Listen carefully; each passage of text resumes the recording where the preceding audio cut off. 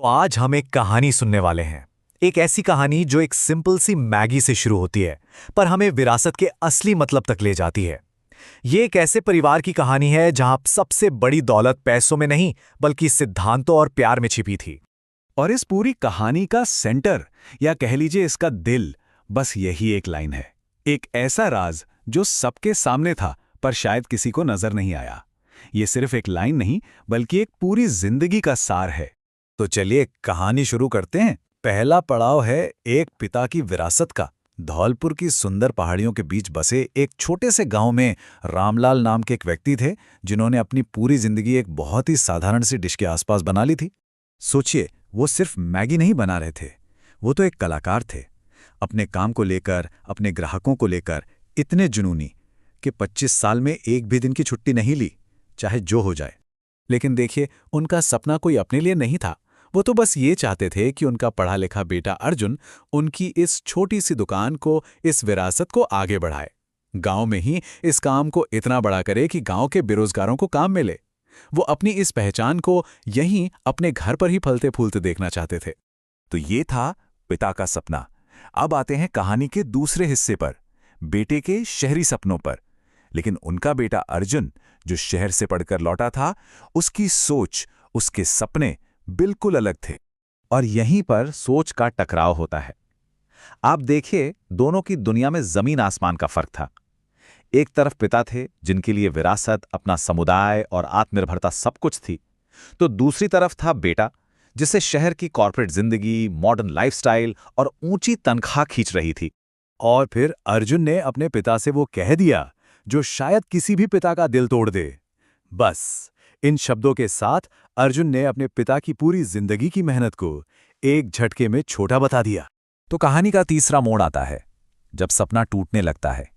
अर्जुन अपने सपनों के पीछे शहर तो चला गया, लेकिन हकीकत कुछ और ही थी, और वो बहुत जल्द सामने आने वाली थी। शहर जाकर सब कुछ परफेक्ट लग रहा था, एकदम सपनों जैसा। एक बड़ी कॉर्पोरेट कंपनी में अच्छी खासी सैलरी वाली नौकरी मिल गई। वहीं उसकी मुलाकात काम्या से हुई, जो उसकी सहकर्मी थी, और दोनों ने गुपचुप शादी भी कर ली। घर पे बोला कि वो सरप्राइज देना चाहता है, पर असली सरप्राइज तो खैर वो तो जिंदगी देने वाली थी। और फिर सब कुछ एक साथ खत्म हो गया। अर्जुन और काम्या दोनों की नौकरी चली गई। सारी जमा पूंजी जो भी बचाया था सब खत्म। और तो और कर्जदार घर तक पहुंचने की धमकियां दे रहे थे। शहर का वो चमकता सपना अब एक डरावना ख्वाब बन चुका था। तो कहानी अब अपने चौथे पड़ाव पर आती है, घर की दर्दनाक वापसी। जब अर्जुन जिंदगी के सबसे बुरे दौर से गुजर रहा था, तब घर से एक फोन आया, और उस एक कॉल ने सब कुछ बदल दिया। फोन पर मां थी, और उनकी आवाज में जो दर्द था, वो एक ही लाइन में सब कुछ कह गया, तेरे पिता अब नहीं रहे। इस एक खबर ने अर्जुन को सीधा उस हकीकत के सामने ला खड़ा किया, जिससे वो कब का पीछे छोड़ आया था। एक पल में पिता का मुस्कुराता चेहरा उसकी आंखों के सामने आ गया। तो जब अर्जुन अपने गांव लौटा, तो उसके पास क्या था? जीरो। ना कोई बचत, ना नौकरी की कोई उम्मीद, और ना ही जीने की कोई आशा। वो एक विजेता बनकर नहीं, बल्कि एक हारा हुआ इंसान बनकर लौटा था। अब कहानी का पांचवां और सबसे जरूरी हिस्सा शुरू होता है, असली रेसिपी की खोज। पिता की विरासत अब उसके सामने थी। अर्जुन ने सोचा, चलो इसी कारोबार को फिर से शुरू करते हैं। लेकिन उसे बहुत जल्द समझ में आ गया कि जिस राज को वो मसालों में ढूंढ रहा था, वो वहां था ही नहीं। उसने इंटरनेट पर रेसिपी देखी, कोशिश की, लेकिन नतीजा?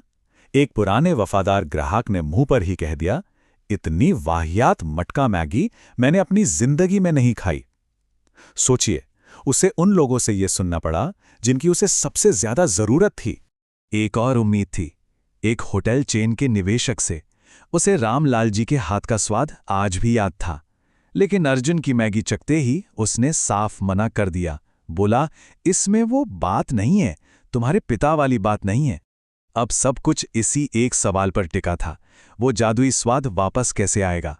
जब हर तरफ से नाकामी मिल रही थी, तब गांव के एक बुजुर्ग धीरू काका सामने आए, और उन्होंने वो राज खोला जो किसी मसाले की शीशी में नहीं, बल्कि दिल में छिपा था।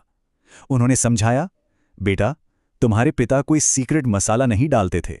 उनका राज था सच्चा इरादा, बनाने की प्रक्रिया का सम्मान करना, धैर्य रखना, जल्दबाजी नहीं, और सबसे जरूरी उस काम में पूरी तरह डूब जाना। और इसी के साथ कहानी अपने आखिरी पड़ाव पर पहुंचती है।